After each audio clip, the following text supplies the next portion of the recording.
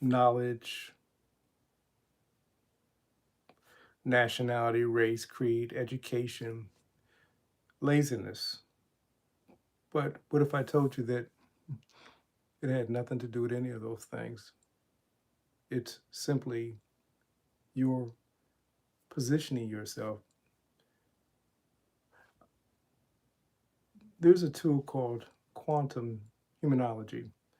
And what it does, what if I told you that your being stuck has nothing to do with your education, your abilities, your skill sets, your race, your creed, whatever, but simply about mental positioning.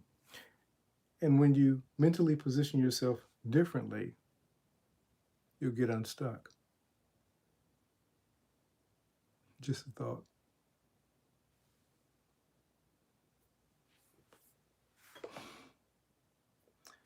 For the last 8, almost 10 years, I've been working with this phenomenal man, and he's taught me some things that are radical when compared to all the stuff that people are teaching. For example, that thought creates realities, your mood, your attitude, your disposition. Now, I've heard those things before, but when you're sitting with someone that is imparting this information and you're seeing the results, you begin to understand that thought create reality. And it's funny, as I started doing my own research, science started verifying what I thought this man was teaching. Was sometimes I almost thought it was lun- lunacy, lunacy, because it was just so out of this world. When you start embodying the state of who it is that you want to be, do, or have, what you're going to discover is that the world's going to almost become a mirror, and it's going to start reflecting to you who it is that you've embodied in your imagination, because you'll begin living from that mindset. Now, I know that what I'm saying sounds like some sci-fi program, but there's science behind it. There's tools that will allow you to get there. You think that you're being stuck at $100,000 a month, $100,000 a year is something pertaining to your environment, the community, something outside of you, your education, you don't know the right people. What if I told you that simply changing your mind will begin to change your world? Now, it's that simple, but there's some things that you would actually end up doing behind the scene. I'm playing with this live, so you're catching me playing with this live, so enjoy the call. I'm just testing some things out, but I am telling you truth as far as pertaining to what I'm talking about. Um, when we start thinking about what it is that we think about, I was talking to Mr. Lindell today, and we got into this conversation. And most people in the community, they hear what's being said about thoughts creating reality, but they have not embodied the ideology of truly. We do this seriously all the time. We do this without even thinking about it, but we keep thinking that it's some magic step, some magic formula. When you become the person that you desire to be, and when I say embody, I use the term make believe, pretending, acting as if. Those are tools that get closest to the embodiment. But as you begin to embody this new ideology, this new mindset, what you're going to discover is that the world around you almost miraculously will begin to take shape, form of the thing that you've embodied. And as you do this consistently and persistently, Neville Goddard said it this way: it's like putting on a new suit. When you take on the new ideal and you start living from that ideal, you're going to think that everybody noticed that you've taken on this new ideology. They're not, because they can't see what's going on within your imagination. They're only going to see the results. And many people will attempt to remind you of who it is that you used to be. But those who don't know you will recognize you from the state that you're living from at the moment. And the more you do that, the more you're going to start seeing results. The problem is we keep reverting back to that old mindset. In the religious term, they call that backsliding, or going back to what was familiar. They give a parable in scripture, and it was about Lot's wife. And Lot's wife was making a journey with Lot, and she looked back and she turned into what they call a pillar of salt. Salt is a preservative. What happens is when we keep looking back, when we keep remembering past events, as it were, and applying feelings to those past events, what those past events do to us is solidify us into the present. So we keep advancing that ideology into our future.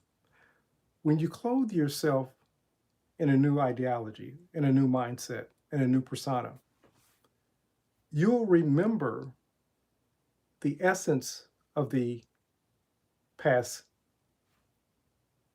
transgressions, if you want to call it that, the past events and so forth. But there'll be a memory, but they won't hold feelings with you. Now, what do I mean? There's certain events that have taken place in my life, some of them very traumatic.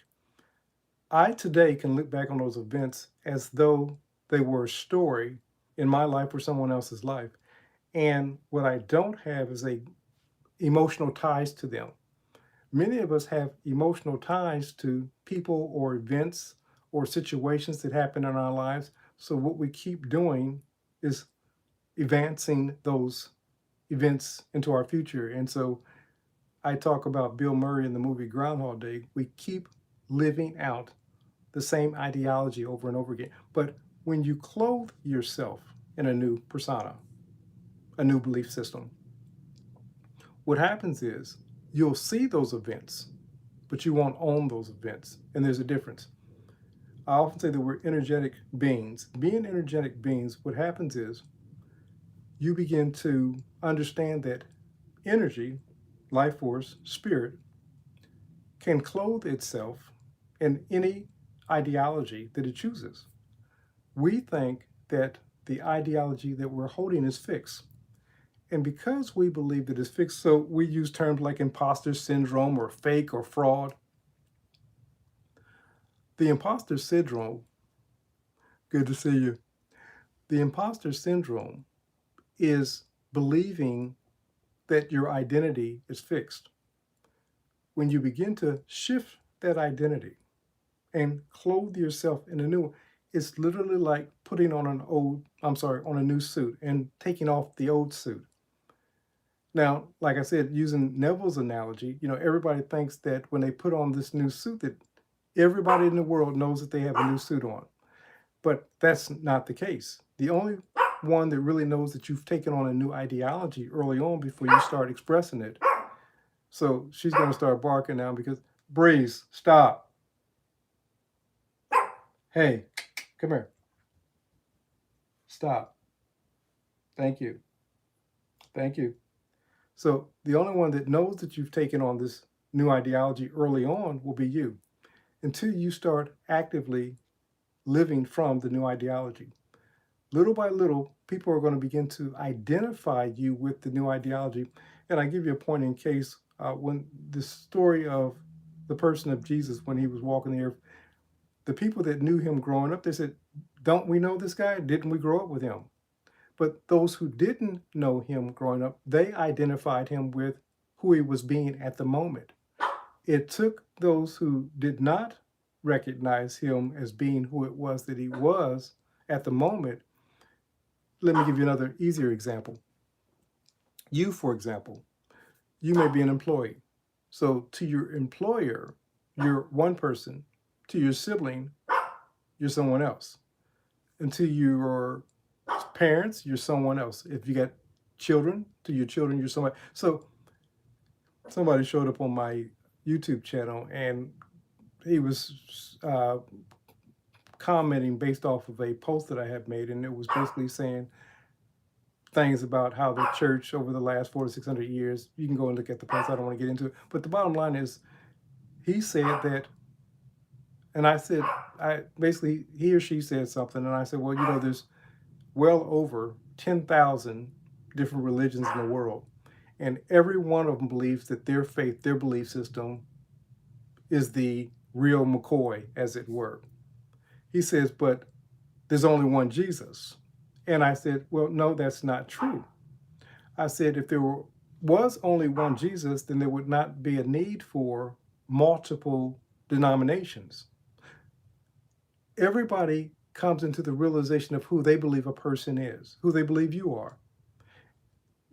You determine by clothing yourself in any ideology, if you hold that state long enough, if you abide in that state, if you embody that state long enough, you're going to become the person that you hold in imagination, and people will begin to respond to you accordingly. The problem is we go in and out of states. There's a text that says, let not the double-minded person, one is jumping between multiple states, believe that they should obtain the thing that they're trying to obtain. You can't obtain, let's say, more money, loving relationship, better health, if you're bouncing in and out of that state. And that's what most of us do. We don't solidify and say, this is who I am now, and start living from that state. Most people, the ideologies that's been taught is, well, when the money shows up, then I'll begin to act as if. When that person that my significant other shows up, then when my health improves, then no, that's not how it works. When you show up occupying the state, the more money is going to come. The loving relationship is going to come. The better health is going to come. But if you're bouncing in and out of that state, it's much like a seed that's being germinated. When that seed is being germinated and it's beginning to grow and you're watering and so forth, and you decide to dig it up, you stop the growth. And this is what happens when you're bouncing in and out of state. So decide, for example, that I'm going to be wealthy. And there may be some things that you have to process through because, of course, there may be some core beliefs about money. But first and foremost, you got to make the decision that I'm going to be in a loving relationship. There may be some relationship things that you have to work through. If you believe a certain thing about women or men or whomever, that person that you may be interested in, you may have to work through. If you want better health, you decide first, though. And then you discover those things that may be holding you back. But most people never make the decision. They never decide. Once you decide, you're going to start seeing the evidence. I give a point in case about a car that I wanted, but likewise, with a house and so many other things, even making a relocation from one part of the country to another part of the country, or joining the military as a kid. Now, when I was doing these things, and should be a word of comfort to you, when I was doing these things, I did not realize that I was using the law of mind. I was just thinking I wanted to do something different. Why am I telling you that? You're doing this anyway. People say, well, I want to learn how to manifest. You're manifesting anyway. You're either attracting or you're repelling that thing which you want. To him who has, more shall be given. To him, her who has not, even that which they have shall be taken away from. It says that you ask, not you pray, but you ask amiss. Asking amiss is simply asking or complaining about what it is that you don't want. But see, those are vibrations. We think that it's the verbalization of words that's the prayer. That's not the case. is what you're holding primarily in vibration, in frequency. So if you're praying and calling out lack, for example, then your calling and complaining about lack is a request for what? More lack. And I know that it sounds counterintuitive, but this is how it works. Once you understand how it works and you begin to, let me do this. I didn't expect to get on a call with people coming on. I was actually practicing a live. But since I'm here, let me shut the door because it looks like the dogs are going to continue. So give me a sec.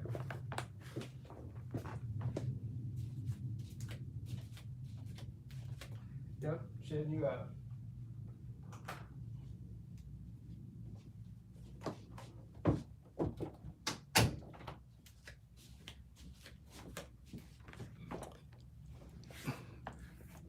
For those who stay, I appreciate it. You caught me working on some material that I was working on. So I caught myself in the live. I was going what they call unlisted. So I thought being unlisted that it would allow me to do live and nobody showed up, but that wasn't the case. But since people showed up, I continued to talk. And I'll give it a few more minutes. But I want to make this point clear about embodying because I think that especially in the community, there's a challenge with people embodying the state. And there's a lot of woo-woo stuff out there it does more harm than good when embodying your manifestation. Like I state all the time, you guys are doing this stuff all the time. So if you're more mindful of what it is that you're doing, then you're going to have more successful manifestations. There's a lot of tools and things out there that make these grand promises, and many of you have tried them over and over again, but you're not getting the results. And like I said, you're manifestation experts. The problem is we're manifestation experts in things that we don't want. Now, that should be a word of encouragement, though, because if I can manifest consistently that which I don't want, for example, then if I make some minor tweaks, then I can begin manifesting what it is that I do want. And for those who may have not listened to me before, what I say is that this thing here called reality is a mirror. And because it's a mirror, it can only be reflective of what we're projecting by way of our thoughts, our words, our actions, our feelings, our states, our dispositions. Now, it's doing it for us, but it's also doing it for everyone else. So we're doing it individually, but we're also doing it collectively. And so in scripture, they have a term called Elohim. And this is another name for God, but simply what it means is this. Don't go religious on me and think that but it simply means this, that the one energy system that's made up of many. So if you understand that what we call God is energy, and we're also energy. Now, we confuse the energy because our energy is embodied in this form called flesh. Some would call that temple, or the housing of the energy of the system. But let me give you a practical lesson in this. You're welcome. The practical lesson is looking at a Duracell battery. You can look at any battery, but I'll just use Duracell. Now, within that battery, if you look at the battery and you look on the side, there's an expiration date. That expiration date tells you how long that battery lasts. So each one of us has an expiration date. But the body, like the outer coating of that battery, that's what our body is. So our body is housing this energy called spirit. Don't get religious on me. I'm trying to make it practical for you. Now, people think that because of religious affiliations and so forth, that if you operate under their religious pretense, that you can control spirit, energy, life force because of that religious pretense. The reason why religion works is because enough people believe into that particular religious belief system. Now, you say, well, what do you mean? I'm not going to call out any particular religion, but what I want you to understand is that as long as there's people that give energy to that belief system, you remember I talked about the hologram called reality. In the hologram called reality, this is my simulation of, you've seen it. Good to see you. I don't know what time it is there, but I'm glad to see you. Um, in the hologram called reality, I got my granddaughter calling. Give me 1 second, see what's going on. Yeah, what's up? Hello? Yeah? Do you want to do some Chick-fil-A? No, but thank you. You sure? I'm sure, thanks. Okay. Appreciate it. Mm-hmm. Bye. So, in the hologram called reality, what's happening is, so you got individually yours being output. Now, I know for those who think that I'm making stuff up, there was something done in the late 70s, early 80s, and it was the MK project done by the CIA. MK stands for Mind Control Project. If you go online, you can type in the Mind Control Project by the CIA. Now, I know called the Gateway Project. And the government wanted to know if someone's thinking could control this thing called reality. And over a course of time, and they have these different scientists that prove that thoughts created reality, not the other way around. And this is why in science they do something called a double blind experiment. Reason being is because if a participant knows the outcome of the experiment, then they can actually, by thinking, upset the outcome of the experiment. So why am I saying this to you? What you project. So going back to belief systems, religions, and so forth. If you get this, there's a teaching that says, if two or three are gathered in my name, I'm in the midst of them. When you and another person, okay, let's say you by yourself, first of all, you begin to outpicture on this thing called reality. You begin to see results of what you're outpicturing immediately. Now, the way that you magnify the results of what's being outpictured on this thing called reality is you multiply it. You bring another person in. That other person doesn't just double the results, it multiplies the results. So when you bring another person in, so what does this have to do with religion, so called? If you get a group of people together and they say that if we believe in this statue, for example, I'm just using something off the top of my head, we can be healed. What begins to happen, because the belief system is if we believe in this object, we can be healed, people start experiencing healing. They start experiencing abundance. They start experiencing collectively all sorts of what we call miracles. Now, we believe that the miracle is in the object. It's not. It's in the beliefs that are transmitted to the object. And this is why you can create a religion tomorrow, call it the Joseph Murphy religion, the Neville Goddard, and I promise you, you can even make up the Ooga Booga Booga religion tomorrow. If you begin to get other people to give buy-in and you begin to have an expectation of results, of, let's say, healing, of more money, of better health, of relationships, many people within that Oonga Boonga religion will begin to see results because the results are from us. What I'm trying to show you, creators, are how powerful you are, how powerful your thoughts are. Thoughts create reality. One person can begin to act as the catalyst. When you bring two people, three people together, you multiply the effort. Warren Buffett said, one of the greatest things that was discovered in this modern time was compound interest. The same thing holds true when you get a collective group of people together thinking similar thoughts, whether they be positive or negative. And unfortunately, it works on both.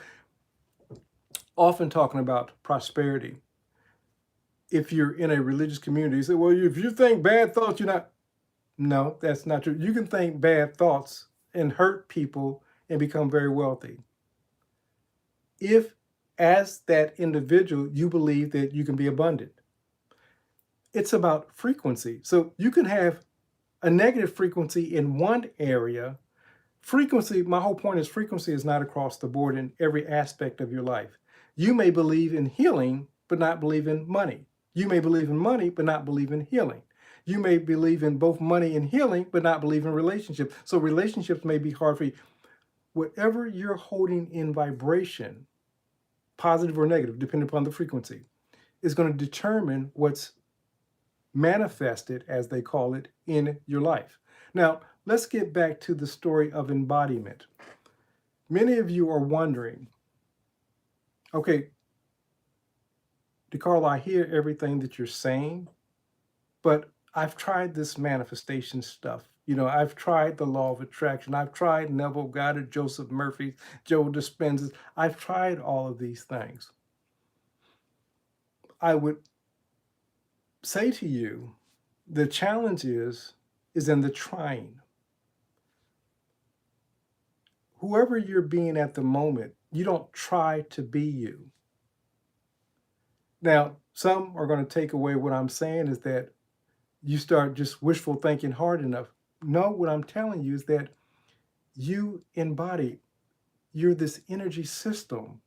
The body's nothing more than an earth suit, but the body is a vehicle of travel for this thing called the spirit. You can clothe spirit in any persona that you want, but you have to. It says this: as a man, woman believes in their heart, what they hold at their feeling nature, what they believe with certainty. When you start holding a vibration long enough, when you clothe yourself in that vibration long enough, pretty soon it will become second nature to you. Going back to the analogy of Neville talking about putting on a new suit and thinking that everybody knew that he had a new suit on. Nobody knew that he had a new suit on. They probably knew that he looked nice, but nobody except those like a spouse or somebody close to him would have known that he had a new suit on. The only person that was aware that Neville had the new suit on was a Neville early on. Pretty soon, Neville started wearing that new suit and it began to feel natural.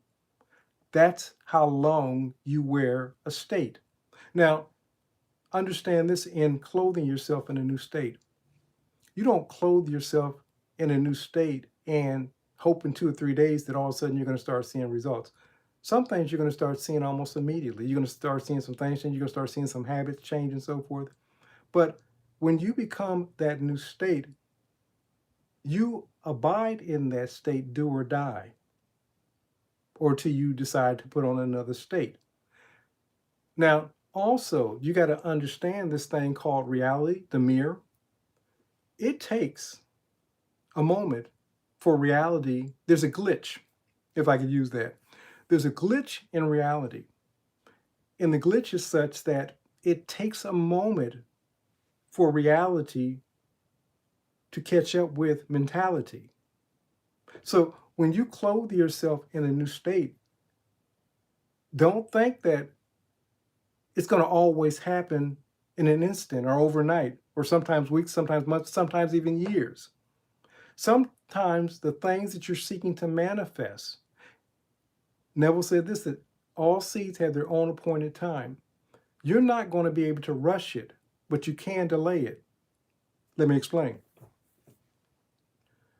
You can't rush the growth of the harvest, but you can delay the harvest by digging it up.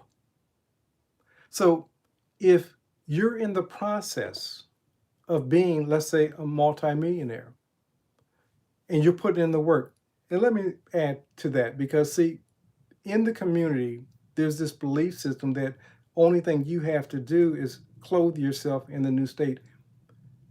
Neville called it living from the end. Living then basically says that there's a lifestyle that follows. Now, most people don't want to hear that. They don't want to hear that there's something that they have to do on their part. But who you are at the moment, whatever your age is, there was a process. Absolutely. Absolutely. The question was, if I put on a new state, do I put on a new character? Putting on that new character is a part of that new state. You become a, now, like that new suit, it's going to feel uncomfortable at first.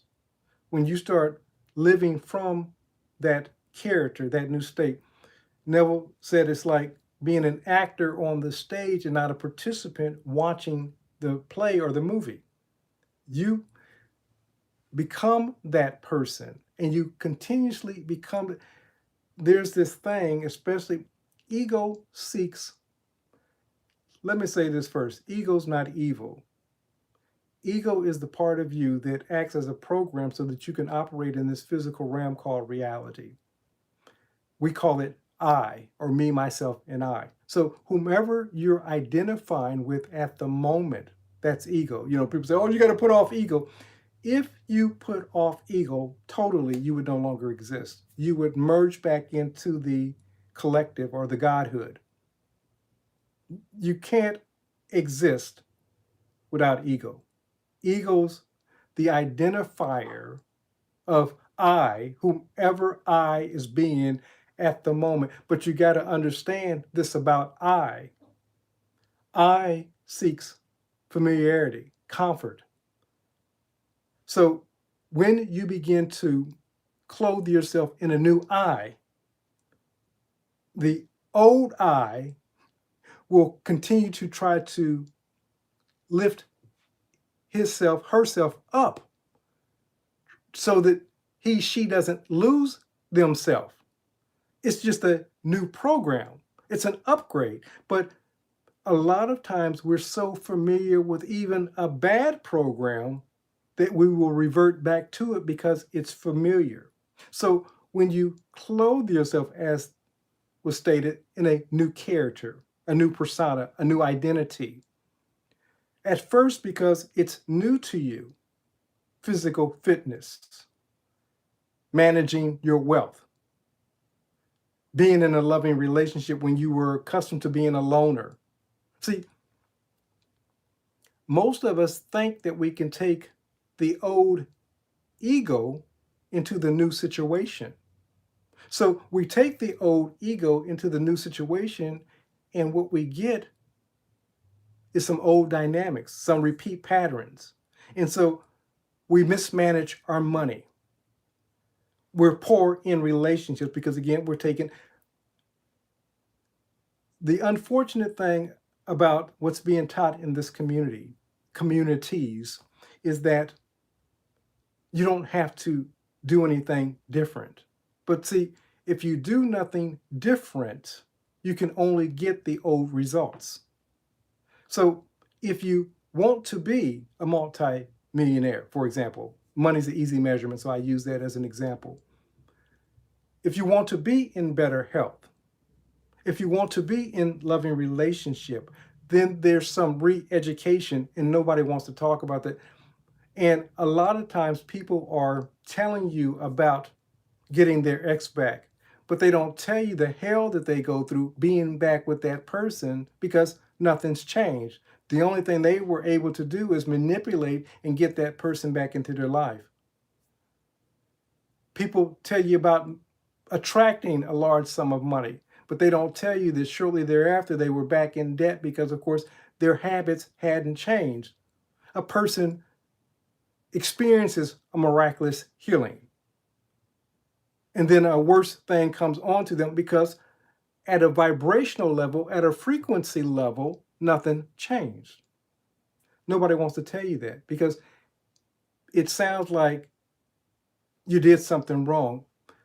You didn't do anything wrong. You just didn't understand how mind frequency, being embodying a new state, worked.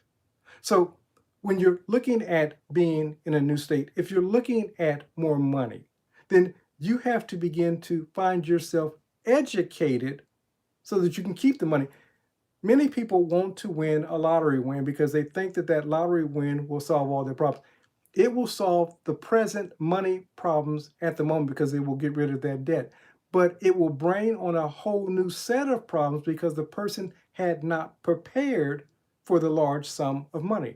They didn't get a team of financial advisors, people, what they call a fiduciary, somebody that only gets paid when you're making money, not somebody that's simply just taking money out.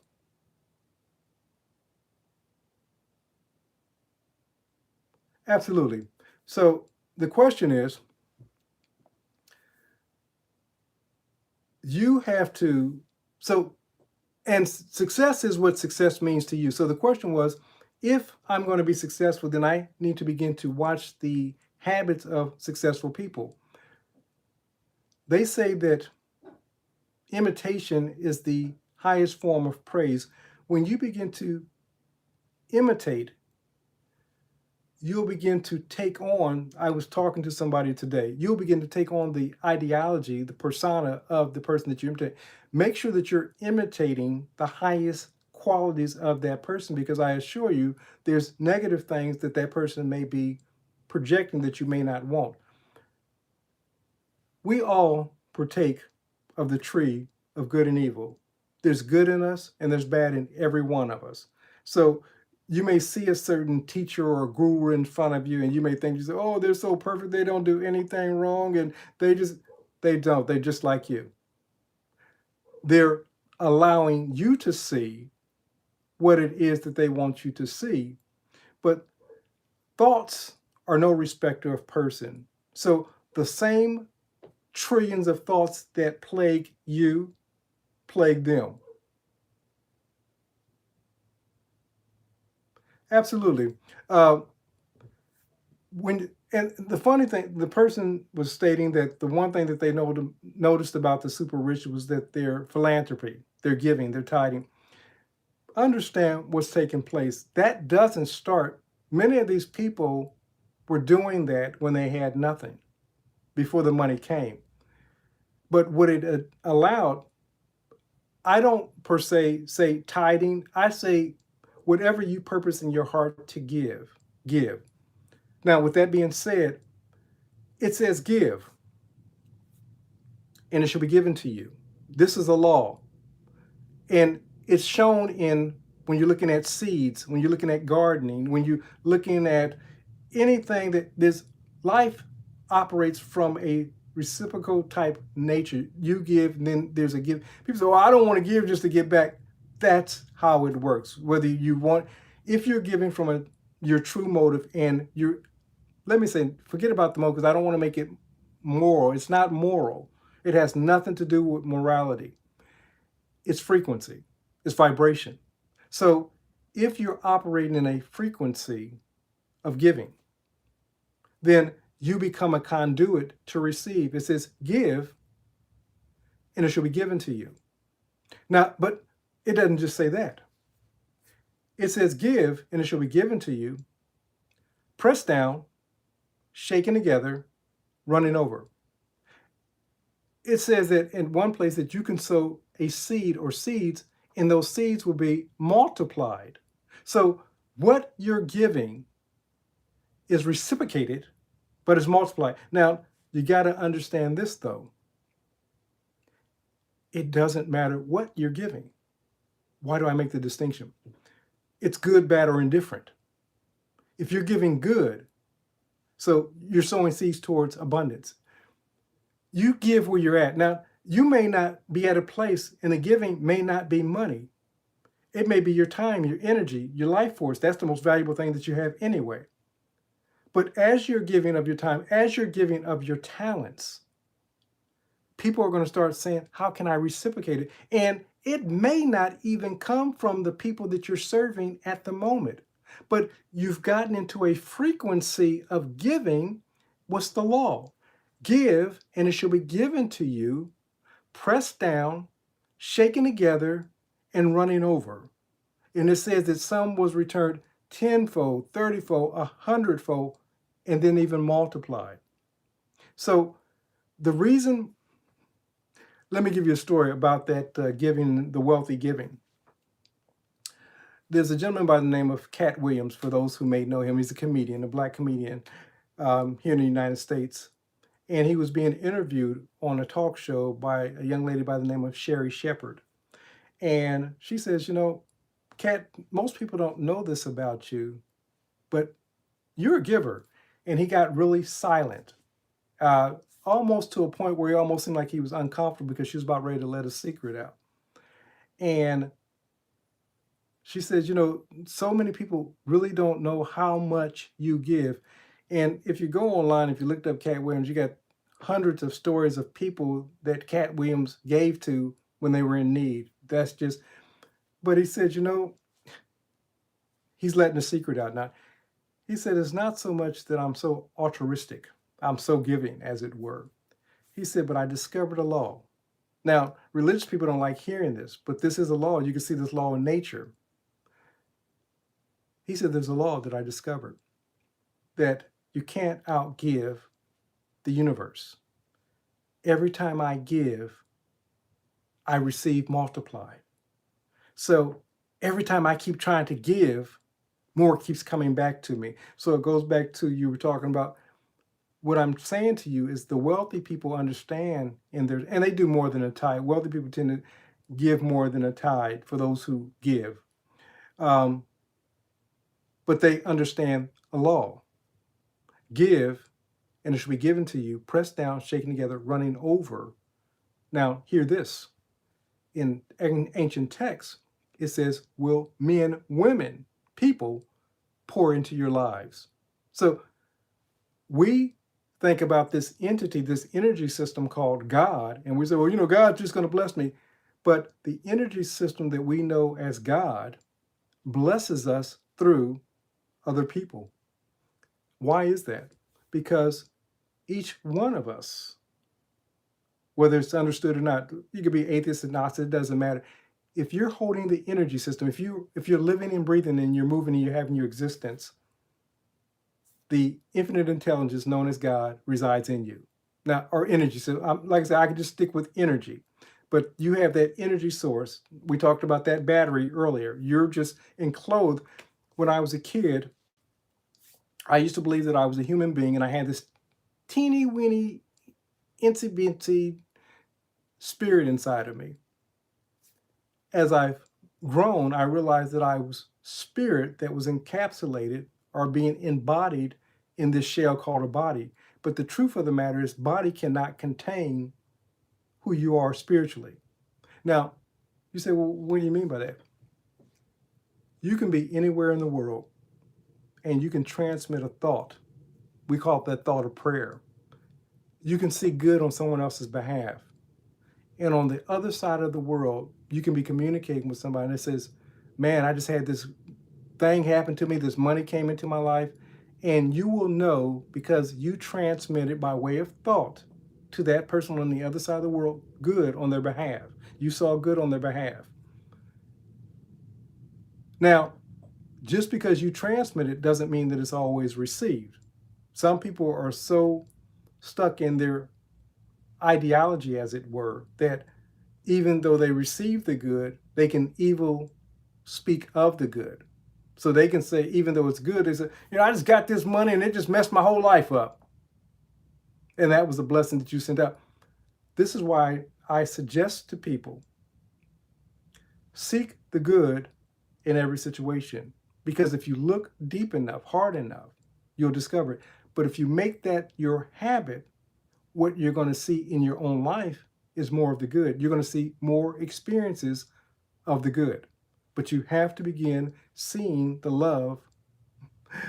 Sister was texting me, good to see you, Violet. You have to begin seeing the love or the good in every situation. So as you do that more often, what you'll do is rewire your mindset. You have something in you called a reticular activating system. This simply means that you can't, now people are going to debate this and that's okay, but scientifically proven, you can't think two opposing thoughts at the same time. Now, you can bounce between these two opposing thoughts. Somebody says, oh, I think three thoughts. Yeah, you think so, but what you're doing is bouncing between three different thoughts at the same time. Like I said, my goal is not to debate that. That's been proven scientifically. They've had machines on individuals and they spike when they're thinking one thought and then it spikes when it's... So there's scientific evidence to prove that you can't think two opposing thoughts at the same time. Now, with that being said, if you're focusing more and looking for the evidence of good, for example, then it's delightful to have you here. Thanks for showing up. If you begin to think and see the good most often in your situation, what you start doing is rewiring the synapses, the neural networks in your mind. And what it will begin doing is looking for more of that. So pretty soon you'll be a good finder. Likewise with money, you start doing this. So the person that wants to be a multimillionaire, you start looking and you see an ideal. You say, okay, how can I turn that ideal into a moneymaker? And you start doing that with every business. Every time somebody talks to you about something, how can I turn, what can I see in that situation that I can turn that in so that they can make money from that ideal? You start doing that most often, that's going to be your mindset. And anytime you talk to somebody, good to see you. Anytime you talk to somebody, you're going to say, I can show you how to make money. I've helped dozens and dozens of clients make money by simply talking to them, hearing their ideal, because you've rewired your mind to be able to do that. There's people out there that most of us may not even deem attractive, but that male, that female can get into a relationship anytime they want. Matter of fact, you've seen them sometimes. You'll see this person that's seemingly unattractive, and on their arm, they have the most beautiful person, male, female, same sex, doesn't matter, but they attract the most beautiful people because their wiring says, I can be in a relationship anytime. So they have that ability to attract. You have a person that's always seemingly healthy. You know, everybody around them seems to be getting the flu. And what you notice with them is that they're always healthy because they've rewired their mind to believe that health is something that's natural for me. I often tell the tale that when I used to catch what we call a cold, I would get a cold and it would last about 7 to 10 days. And it's all vibration, as Violet stated. It's absolutely all vibration. And this is what I'm trying to get you to see. But I would catch a cold. And I say, oh, I'm going to have a cold and it's going to last about 7 days. In about 7 days, that cold was pretty much wiped out. So then I said, well, why do I have to have a cold for 7 days? I said, why can't I just say 24 hours? So then I started saying I would get the cold symptoms. I said, well, 24 hours, I could be rid of a cold. And then I asked myself, why do I have to catch a cold at all? I don't catch colds anymore.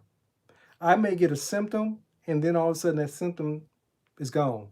And a lot of times I don't have to do anything differently. I just know that that symptom's going to pass. What am I saying to you? Absolutely. So somebody tested my method, and Violet, you better quit flattering me. Somebody tested my code method last month, and they said that it worked phenomenal. Hear what I'm saying. Everybody's pushing a lot of BS to you. Don't take what I say because I say it, or Mr. Lindell says it, or Neville Goddard, or Joseph Murphy, or Joe Dispenza. Take it because you've tested it for yourself. Because see, that's the only true litmus test. Everybody can come up with these fancy ideologies and things like that, but test it for yourself. But the biggest thing that I'm trying to get you to see is, as Violet's saying right now, is being in frequency, being in vibration. When you begin clothing yourself, this is how I started off. And for many of you that may have come after I started, I didn't expect to get on this call, but since I'm here, if you clothe yourself, absolutely, you can't even trust AI because AI, much of it's being ran by the government. And I don't want to sound like a conspiracist, but they don't want you to know a lot of this stuff. So a lot of times it's counterintuitive when you put something out. And so you will believe more in what AI says than what you know within yourself. But you discredit that. You already said, I don't care what AI says. And that's the way it should be. If there's something, if you know that you know that you know that you know, that's the only thing that matters. Far too many of us, and I see it in my communities, I see it in my Facebook group and so forth. I see it. People are looking for other people's validation. Don't seek other people's validation, because many of those people that are giving you that, they're worse off than you are.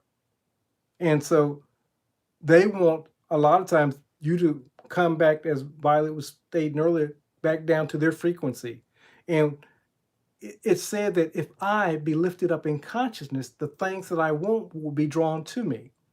I'm using that metaphorically because somebody's going to come back as a Christian. They're going to say, well, no, they were talking about Jesus and him being lifted up on the cross. It's metaphorically.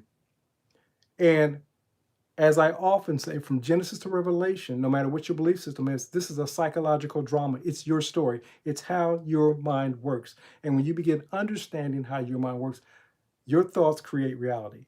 My whole story from the beginning was, if you embody the state of abundance, this is not a hopeful, wishful thinking type of embodiment that I'm talking about. What I'm talking about is you becoming that person. Remember, I said that your energy system, if you grasp what I'm saying, you literally can become any person, anyone that you want. Now, you can only manifest so many things. So to tell you that you can have everything that you want, most of us are not at that frequency, because there's just anything you want. It's just so much to have. But you can have a whole bunch of stuff in this lifetime. You can experience, you got, I think that we will experience in this lifetime our first trillionaire. Now, like I said, money is not the only measurement. You can look at loving relationships. You can look at better health. I just use money because money's an easy measurement. You can know that I don't have $0 in the bank today, and all of a sudden, 6 months, a year later, 3 months, I'm a millionaire. I got $1 million in the bank. That can be measured. So I use that as a measuring tool. But no, nor am I condemning money. I will never condemn money, because money is symbolic of life force. Money is a medium of exchange of life force. Money is symbolic of the energy that you've put into a service, an endeavor, and somebody said, I'm going to compensate you for that. Yeah, Violet said that money's timid. You have to woo money. And you woo money by, first and foremost, loving yourself and loving your. Why do I say that? Because if you understand what money is, and you understand that money is your output of your life force or energy, you won't call it evil. To call money evil, that life force, that energy that you've expended, is to call yourself evil. To call ego evil. Again, I said that evil is symbolic, a representation of the one known as I.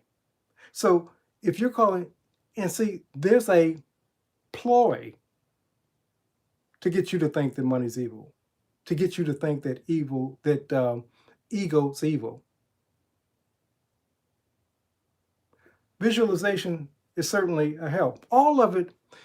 Listen, let me say this. You know, in NLP, I was certified NLP about 20 years ago, so I still use some of the tools. You should choose you first, Violet. Absolutely. And each person should choose themselves first. I know that sounds egotistic. I know that sounds arrogant, but life gives us an example. And then I'll go into what I was about ready to say. Life gives us an example when you're on an airplane. When you're on the airplane and the flight attendant's in front of you, he says, you know, in case of an emergency, put on your own oxygen mask first. Why is that? You can't help anyone else till you can help yourself. But scripture goes a little bit further. It says, love the energy force known as God first. Love that energy, that life force that's in you first.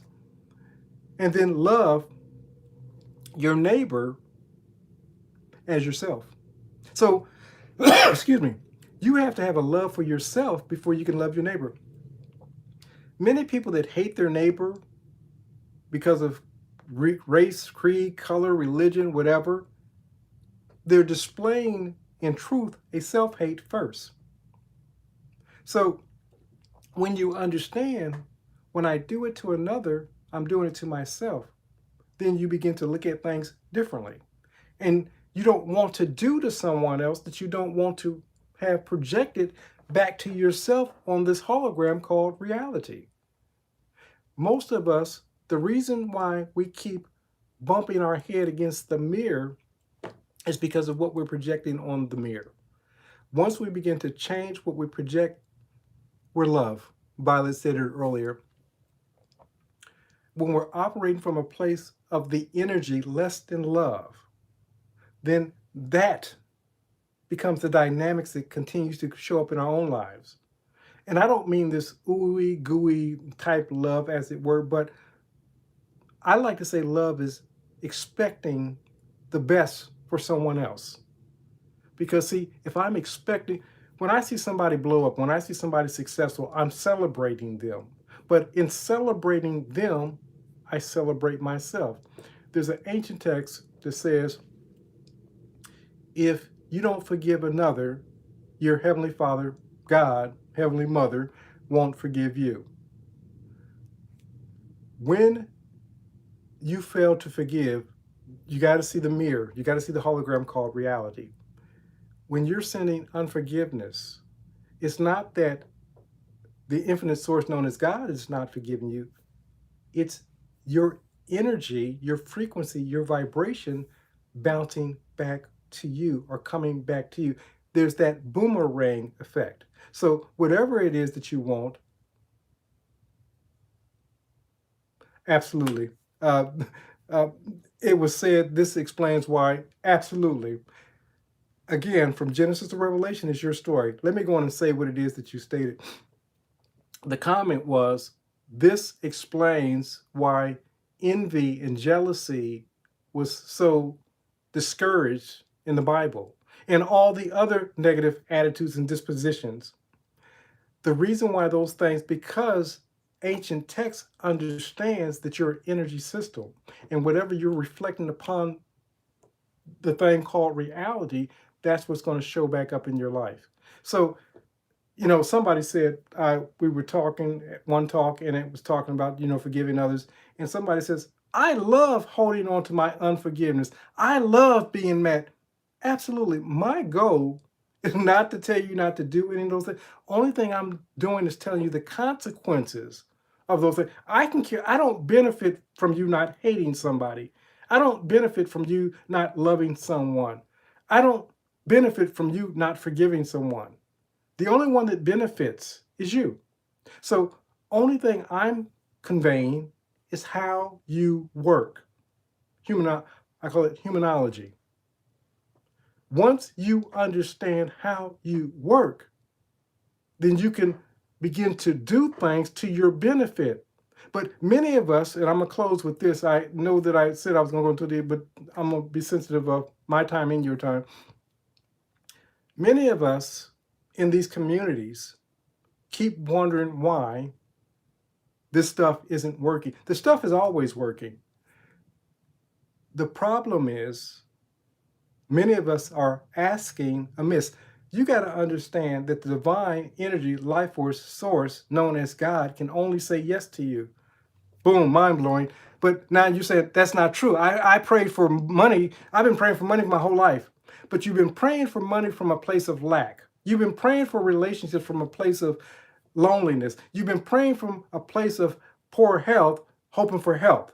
Oh, woe is me. I don't know, my tonsils, my back, my legs. You understand what I'm saying? When that's your predominant conversation, Master Teacher says that we will even give an account for what? Even the idle words. Your energy system. You got to hold. Okay, so let's close with this.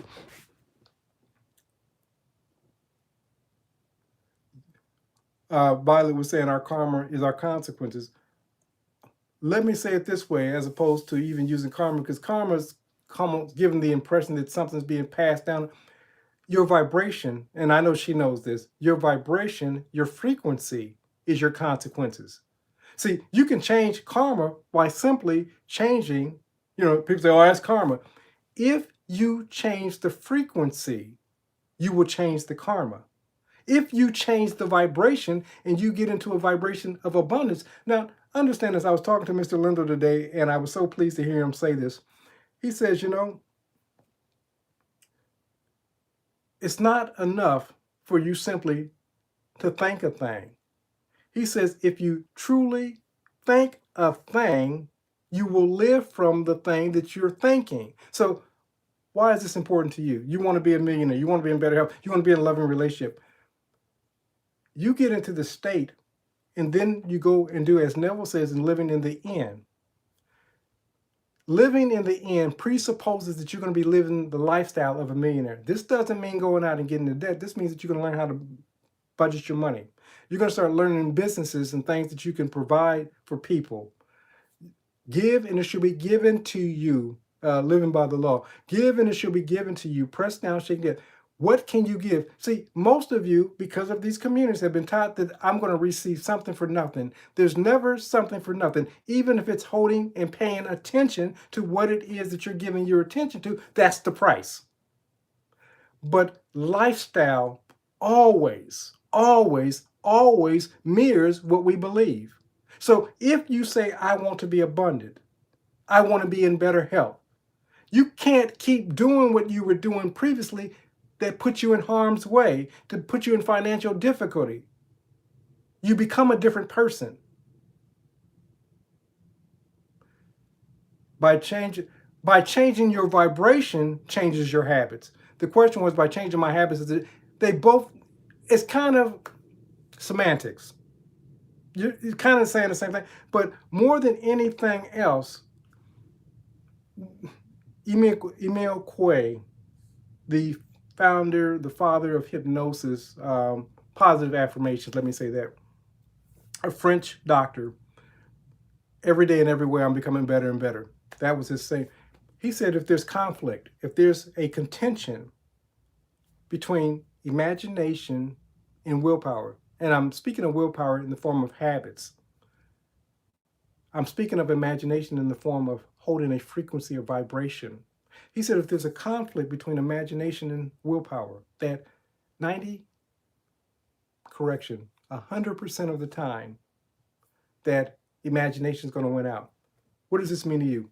When you start holding an imagination that I'm going to be a millionaire, and you start living from the state of being a millionaire, not that, well, I'm just going to hit a lottery. And listen, please understand, I'm not discounting a lottery, but when you're holding the vibration of being a millionaire, you don't stop at simply a lottery win. You become a different person. You become entrepreneur. You start saying, how can I serve other people? What do they need? What can I give them? What do I have? Ancient text says this, what's in your house? He said to Moses, what's in your hand? This is speaking of your gifts, your abilities, your talents. There was a parable about the unwise steward. 3 stewards were blessed to manage this large corporation. 2 of them multiplied their efforts. One of them took the gifts and the talents that he had and buried them in the ground. So when the CEO came back, he basically gave an account to everybody. 2 of them doubled their process, made more. The third one came and said, I know that you were, a shrewd man and so forth, and I just took and, buried it and put it in the ground so I didn't lose anything. He said, you could have at least put it in the bank and I could have gotten some interest off of it. Get away from me, you wise and unwise steward. What am I saying to you? You have gifts and abilities. This is not a condemnation. What I'm saying to you is for the person, let me say this in closing. I've been closing a lot. Forgive me and thanks for bearing with me. But let me say this in closing. For the person that wants to be, let's say, a millionaire, you desire to be wealthy tells me, see, everybody don't have this desire. So you desiring to be wealthy tells me that there's the seed dormant in you for wealth.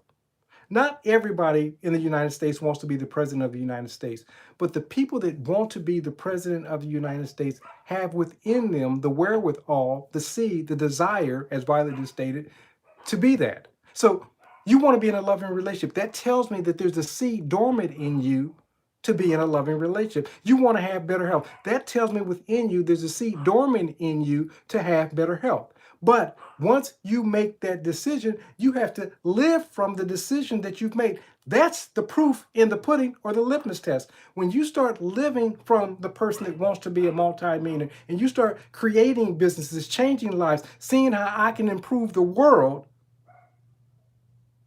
then you begin to see the byproduct. Let me improve my social skills so that I can be in a loving relationship. Let me start getting on a physical fitness program, just starting to walk, drink more water, take deep breathing exercise, whatever that means for you. You putting in the work is not trying to force what it is that you want. It's the byproduct saying that you are who it is that you say that you are, because that person does what it is that you're doing.